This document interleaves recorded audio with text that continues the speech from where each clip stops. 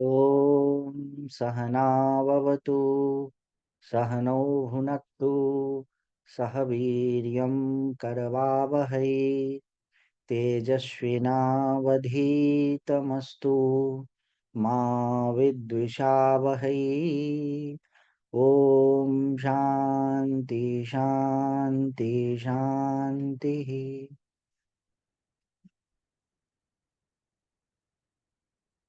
तो हम लोग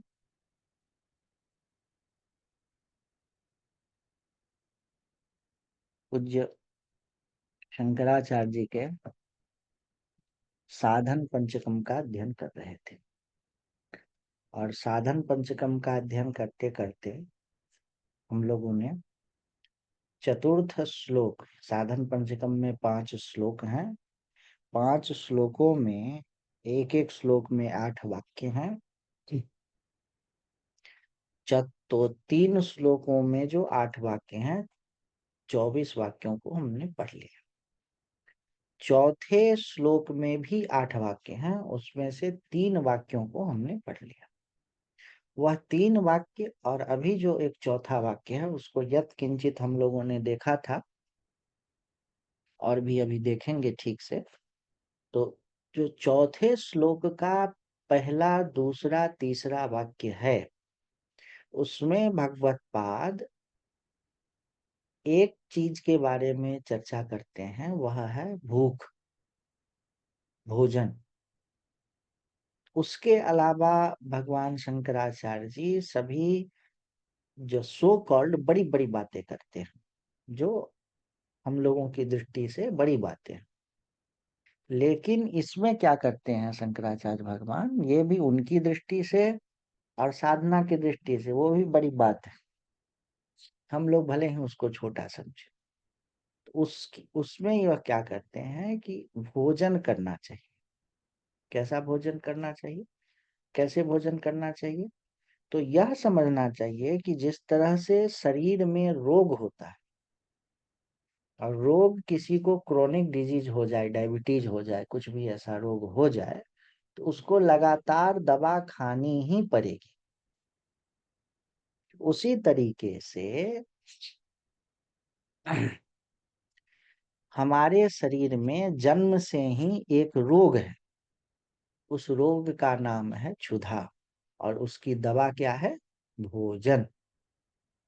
तो हमें भोजन के द्वारा वह क्षुधा नामक जो रोग है उसको ठीक करना है। क्षुधा रोग कैसे है? बोले जिस तरह से शरीर में प्राण के संचार के ऊपर नीचे होने से, कफ वात पित्त के ऊपर नीचे होने से रोग हो जाता है, उसी तरीके से प्राण के संचार के ऊपर नीचे होने से शरीर में क्षुधा लगती है। जिस तरह से ज्वर, बुखार होना एक शरीर में होने वाली चीज है, जिसको हम लोग स्वयं में अनुभव करते हैं, फील करते हैं, महसूस करते हैं, उसी तरीके से शरीर में क्षुधा भी महसूस होती है। और उसको शमन का, उस महसूस होने वाली जो रोग है उसको शमन का तरीका क्या है? उसकी औषधि है भोजन।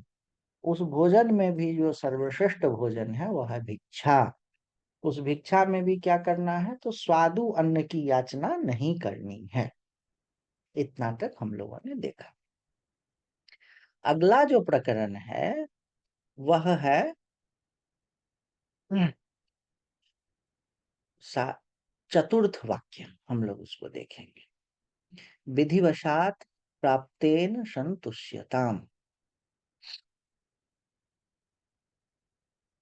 विधि से जो मिल जाए उसको प्राप्त, उससे संतुष्ट होना चाहिए। विधि क्या है? विधि का अर्थ है प्रारब्ध। प्रारब्ध का क्या मतलब हो गया? विधिवशात, विधि के वश से, प्राप्तेन जो प्राप्त है, संतुष्यताम उसी से संतुष्ट रहो। चिकित्साताम ये अलग से आ गया है, कोई बात नहीं, उसको हट दीजिए। विधि का क्या मतलब है? प्रारब्ध। अब प्रारब्ध को हम लोग समझने के लिए एक रॉकेट को समझें। रॉकेट जैसे पृथ्वी से लॉन्च किया जाता है ना? पृथ्वी से रॉकेट को लॉन्च किया, लॉन्च होते समय ही उसकी दिशा तय हो गई। शंकराचार्य भगवान ने प्रारब्ध का एग्जाम्पल दिया है तीर से। तीर का क्या मतलब? धनुष और तीर। कहा कि तीर जिस तरह से जिस समय में छोड़ दिया, उस छोड़ते समय में ही उस तीर के साथ में क्या क्या होना है यह तय हो गया। वह निशाने पे जाके लगेगा कि हट जाएगा, पक्षी को लगेगा कि शेर को लगेगा कि पेड़ को लगेगा, यह सारा चीज उस जिस समय में तीर छोड़ा गया उसी समय में तय। रॉकेट के एग्जाम्पल से हम लोग ऐसे समझ सकते हैं कि मान के चलिए रिमोट कंट्रोल रॉकेट में नो, आप रॉकेट को एक बार लॉन्च करने के बाद उसकी दिशा नहीं बदल सकते। आजकल तो ऐसे रॉकेट आए हैं कि बार बार वो अपनी दिशा बदल लेंगे, लेकिन ऐसी रॉकेट आ गई मान के चलिए कि जिसकी आप दिशा नहीं बदल सकते थे पहले। तो वह लॉन्च होते समय ही वह किसी किसी मेटेरॉइड से, क्षुद्र ग्रह से टकराएगा, कि अपने जगह पर पहुंचेगा कि नहीं पहुंचेगा, कि क्या होगा उसके साथ में, यह सारी चीजें कब तय हो गई? रॉकेट को जिस समय में आपने छोड़ा उसी समय में। उसी तरीके से ईश्वर आपके जो समस्त कर्म हैं उसमें से कुछ कर्म लेकर के, ईश्वर कह लीजिए, प्रकृति कह लीजिए, कुछ कर्म को लेकर के और वो डाल दिया और छूट गई। अब आपको यह समझना है कि आपके जीवन में जो छोटी घटनाएं होती हैं वह यह है कि आपको नौकरी लगती है या विवाह होता है या आपकी पढ़ाई होती है, ये सब छोटी घटना है। बड़ी घटना यह है कि आपका जन्म होता है, और आपका जन्म ही एक विशेष परिस्थिति में होता है। आप अपने जन्म की घटना को छोटा मत समझिए। आपका जन्म कहाँ पर किस परिस्थिति में होता है यह अपने आप में बहुत बड़ी घटना है। जिस तरह रॉकेट लॉन्च होता है, तो लॉन्च होते समय ही उसकी 80%, 90% उसकी गतिविधि जो है निर्णीत हो जाती।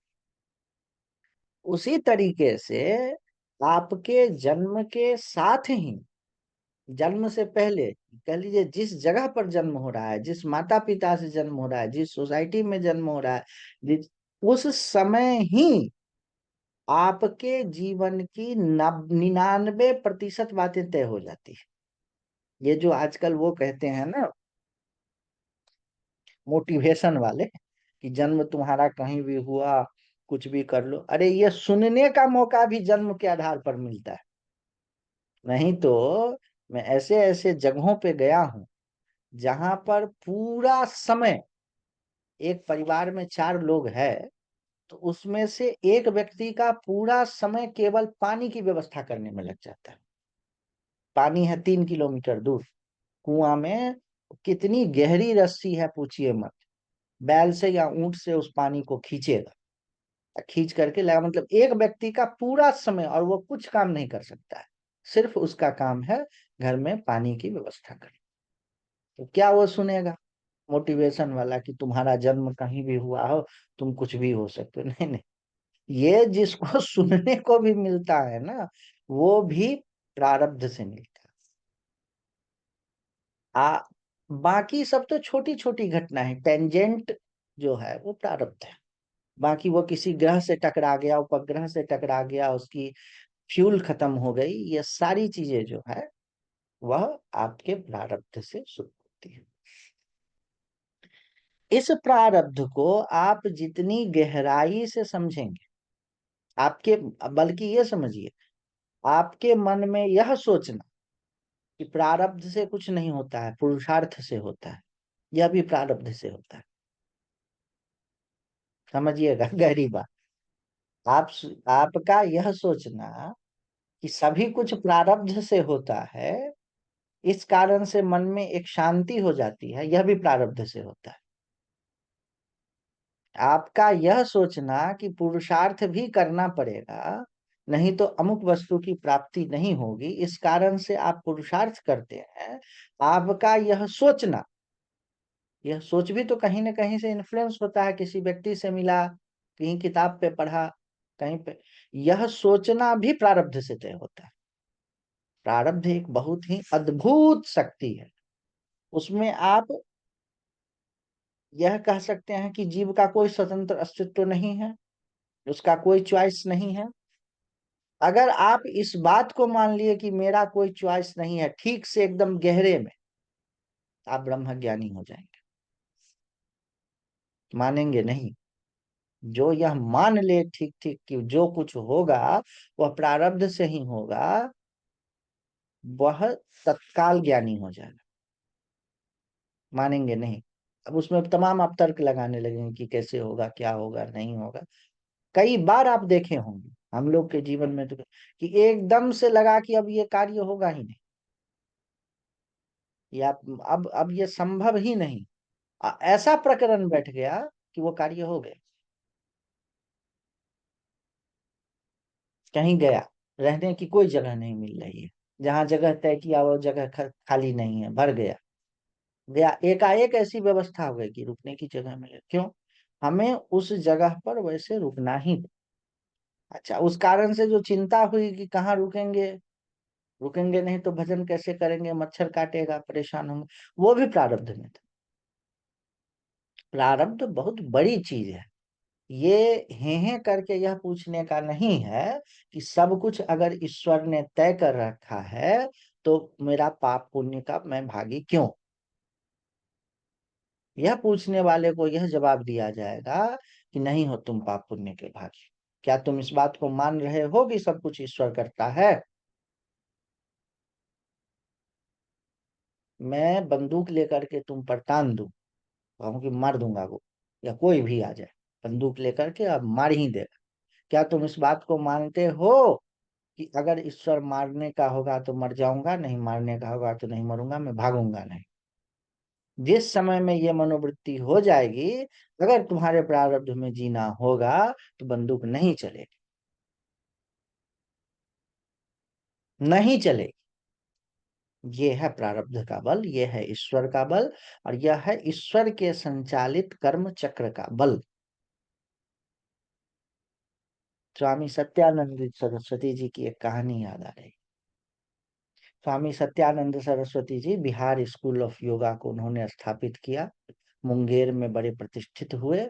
उसके बाद उन्होंने तय किया कि अब बिहार स्कूल ऑफ योगा को हम छोड़ करके चले जाएंगे।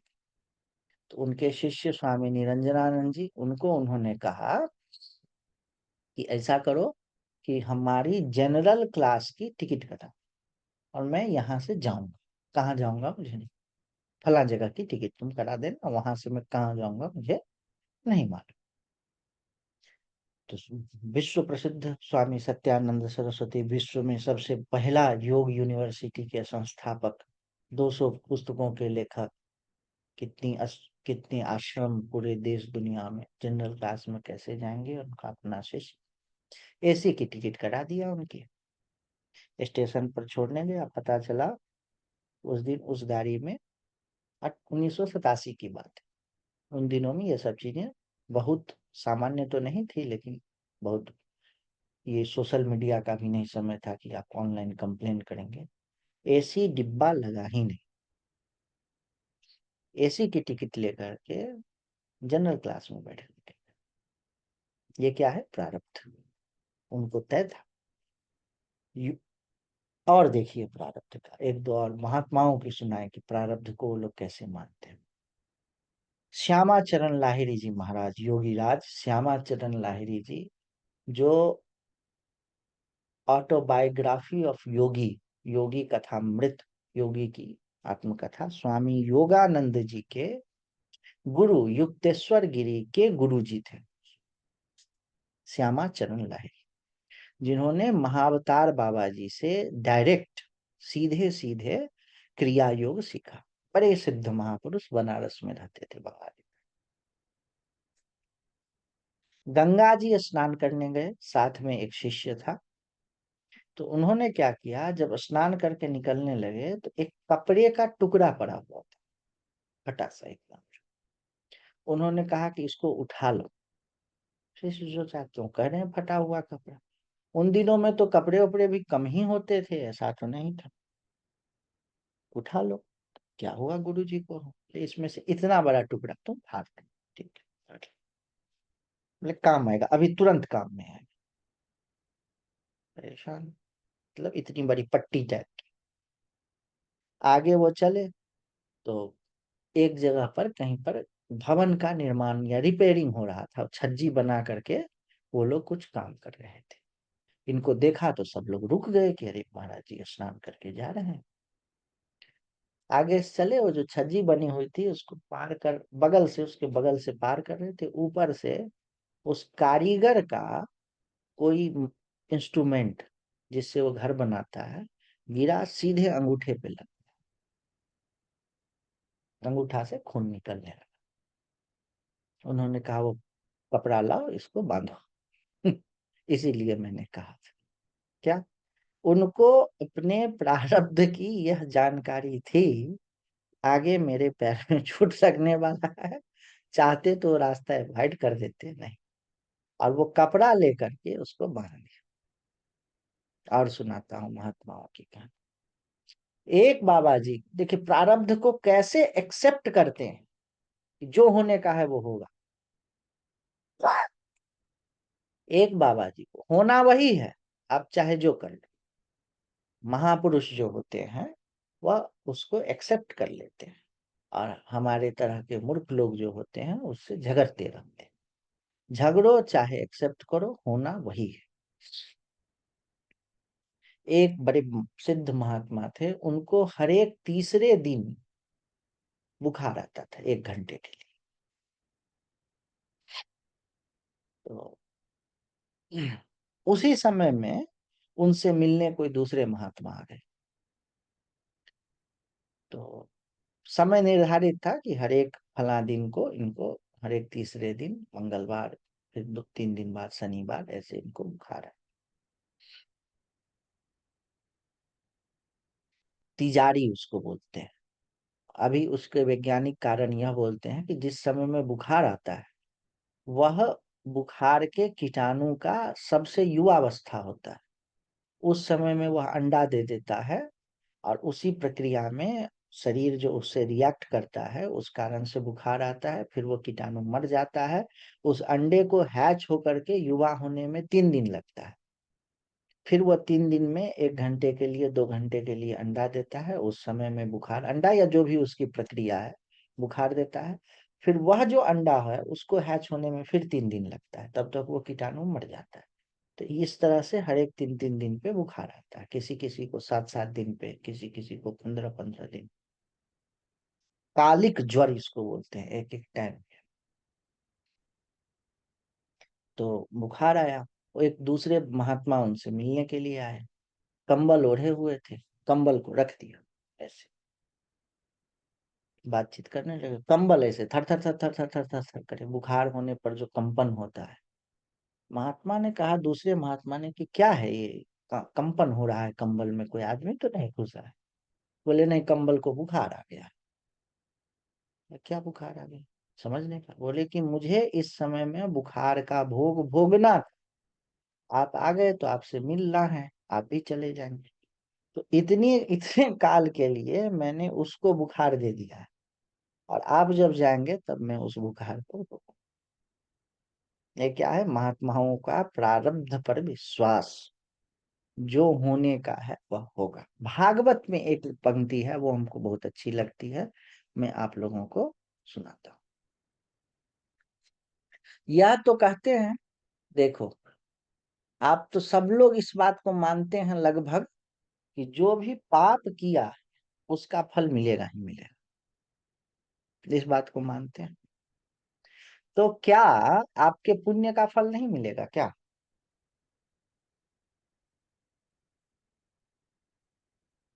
आप जो परेशान हैं कि ये चीज मिले, ये वस्तु मिले, ये सामान मिले, ये घर, ये मकान, क्या जो कर्म का फल देने वाला ईश्वर अथवा स्वयं कर्म को ही ये शक्ति दे दी कि अपने आप में फलित हो जाए, वह अगर पाप का फल देता है तो पुण्य का फल नहीं देगा। इसको ठीक से सोचिएगा तो एकदम शांति आ जाए।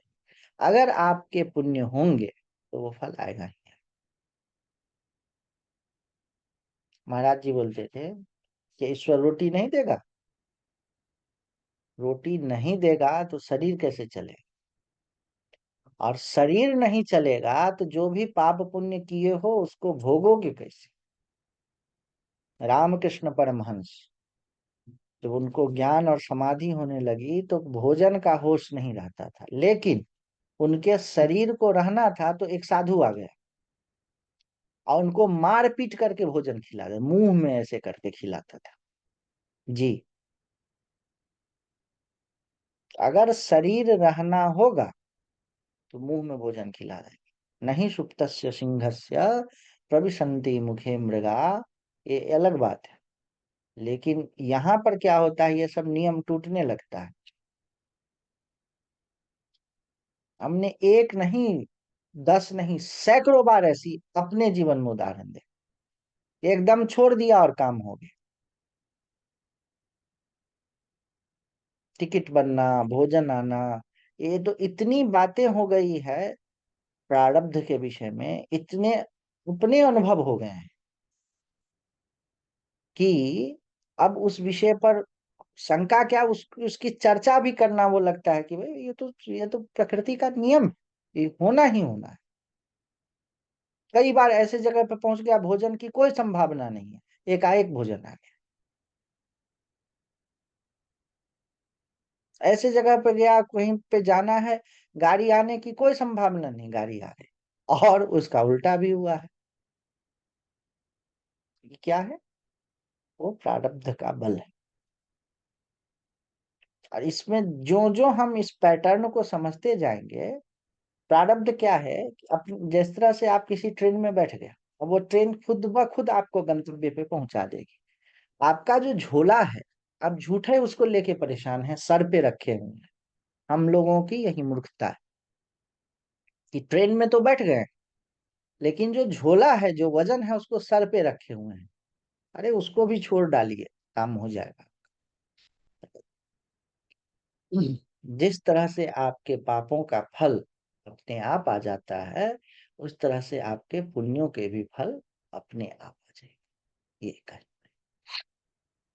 ये हो गया क्या? विधिवशात प्राप्तेन संतुष्यताम, विधिवशात, विधि के वश से जो प्राप्त है उसी से संतुष्ट हुई। ये अब साधन पंचकम के चतुर्थ श्लोक का पंचम वाक्य है, शीत उष्ण आदि विषयताम। शीत और उष्ण जो है उसको सहन कीजिए, उसको बर्दाश्त कीजिए। आदि पद से बहुत सारी चीजें आएंगी, अभी मैं आपको बता रहा हूं। इसका अन्वय क्रम है शीत उष्ण आदि विषयता। अन्वय क्रम का क्या मतलब होता है, आप लोगों को बताया है। संस्कृत में जो शब्द होते हैं वो आगे पीछे भी हो सकते हैं। रामः अम्रम खादति, अम्रम रामः खादति, वो सब चलेगा। लेकिन अन्वय क्रम का यह मतलब होता है कि इस तरह से है, इस तरह से है कि उसका अर्थ प्रकट हो जाए। संदीप जी ने एक प्रश्न किया है, प्रारब्ध ही है तो क्या हम लोग कुछ करते भी हैं? हाँ, करते हैं। आपका करना भी प्रारब्ध के वश में, आपका यह प्रश्न पूछना भी प्रारब्ध के वश में। वस्तुतः प्रारब्ध में क्या है यह हम जान नहीं सकते। ठीक है, प्रारब्ध केवल आपके पास में आने वाली रोटी को ही नहीं कंट्रोल करता है, समझिएगा इस बात। रोटी की जो इच्छा है उसको भी कंट्रोल करता है, रोटी का जो ज्ञान है उसको भी कंट्रोल करता है, और रोटी के लिए जो प्रयत्न होता है उसको भी कंट्रोल करता है।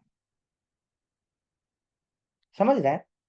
प्रारब्ध का मतलब हम यह समझते हैं कि मेरे पास में प्रारब्ध केवल एक्सटर्नल चीजों को कंट्रोल कर रहा है, वही नहीं है, आपके इंटरनल वर्ल्ड को भी कंट्रोल कर रहा है, आपके विचार को। आपके ज्ञान को, जैसी ज्ञान है उस तरह की इच्छा को, जैसी इच्छा है उस तरह के संकल्प को, जैसा संकल्प है उस तरह के कर्म, इन सभी को प्रारब्ध कंट्रोल कर रहा है। और वस्तुतः प्रारब्ध में क्या है, ईश्वर जानता है। इसीलिए आप ये बताइए कि आपके पास में तो सैकड़ों चीजों का ज्ञान है। इस समय में अभी 1 घंटा आप लोग क्लास करते हैं, 40 मिनट। क्या इसके अलावा आपको और कोई चीज नहीं मालूम है? रील्स देख सकते हैं, टीवी देख सकते हैं, घूमने जा सकते हैं। क्यों इसी चीज को कर रहे हैं? वेदांत तो सुन रहे हैं। इसको कौन कंट्रोल कर रहा है? प्रारब्ध। प्रारब्ध आपके पास में आने वाली वस्तु को ही नहीं कंट्रोल कर रहा है, आपके विचारों को कंट्रोल कर रहा है, आपके थॉट्स को कंट्रोल कर रहा है, आपकी इच्छाओं को कंट्रोल कर रहा है। सारे चीजों को प्रारब्ध कंट्रोल कर रहा है। और जब आपकी ज्ञान कंट्रोल हो रहा है उससे, क्या आप जानेंगे, वह कंट्रोल हो रहा है।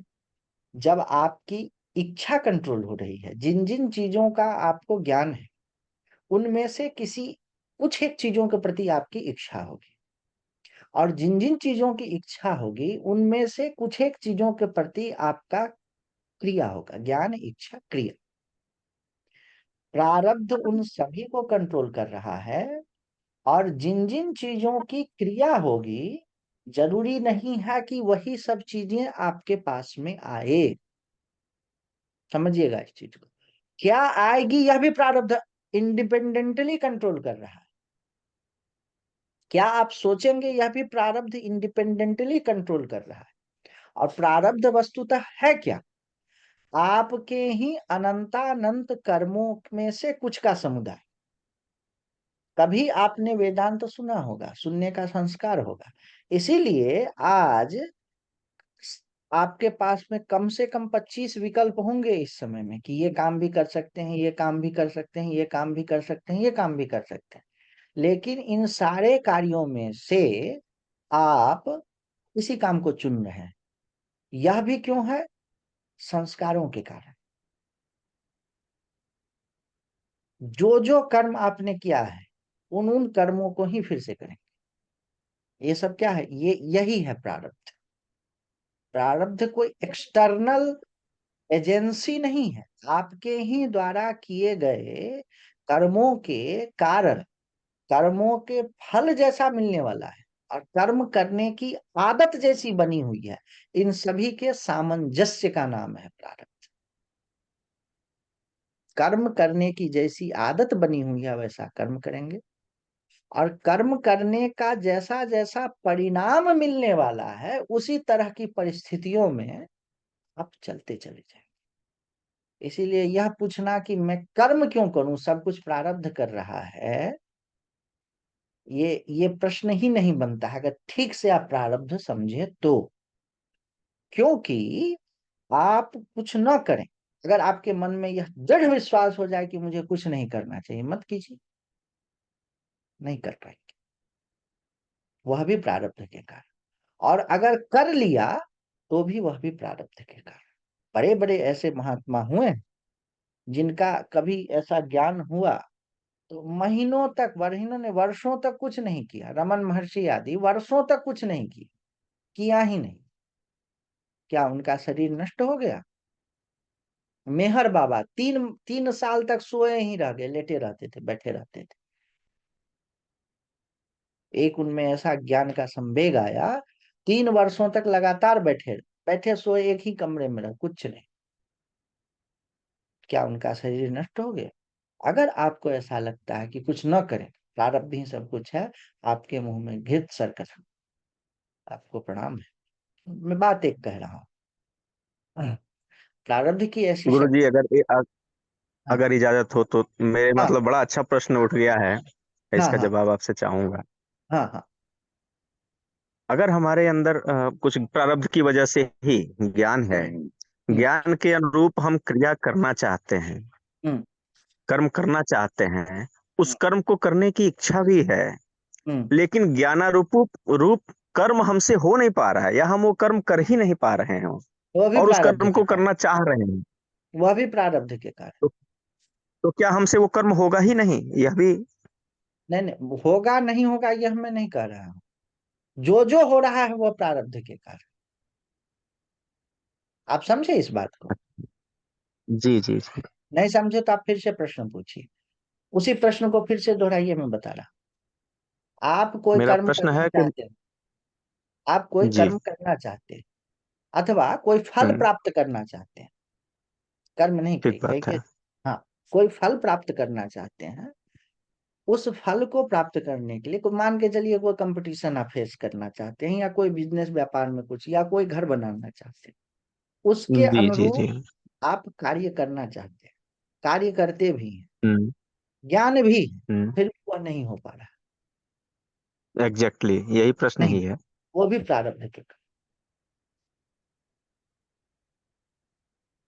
आप समझ रहे हैं? जी जी।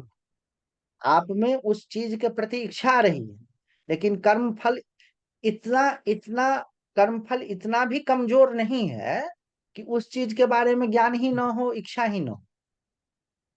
हम्म। तबाना में जो रहता है, या आदिवासी जो होते हैं एकदम जंगलों में, उनके मन में आईएएस के परीक्षा पास करना है ऐसा कोई दिमाग में आता ही नहीं, जी जानते ही नहीं।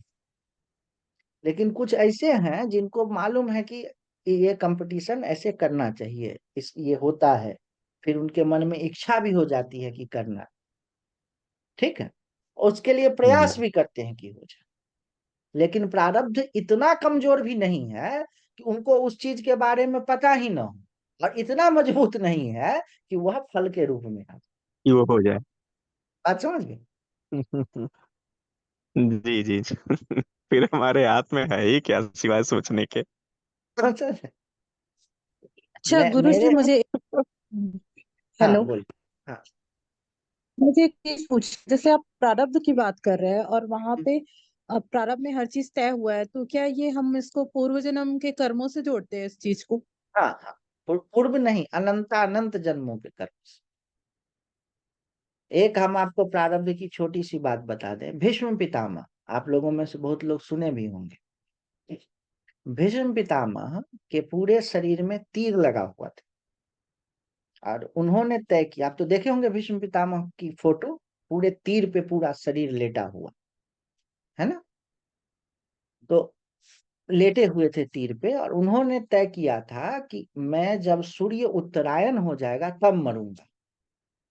मकर संक्रांति के बाद सूर्य उत्तरायण होता है, तब मैं मरूंगा, उससे पहले मैं शरीर नहीं छोड़ूंगा। और उनके पिता ने उनको आशीर्वाद में यह दिया था कि आप जब भी मरोगे, आप जब चाहोगे तब मरो, इच्छा मृत्यु था।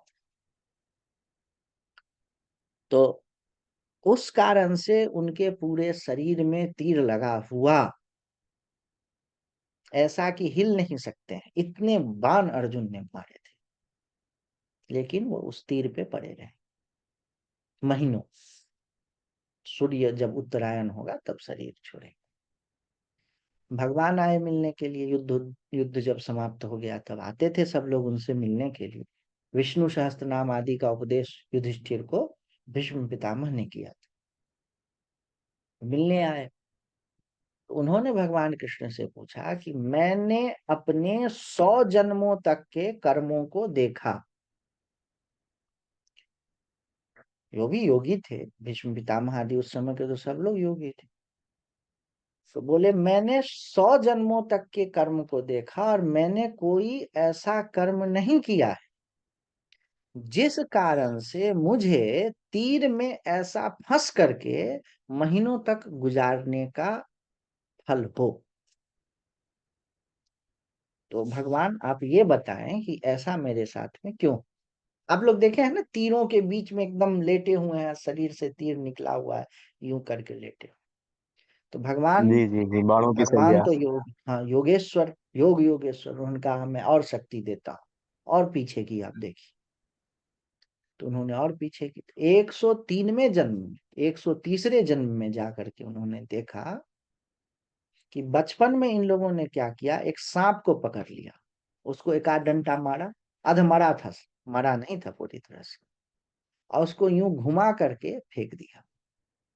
सांप जा करके कांटों में, बबूल का कांटा था उसमें फंस गया।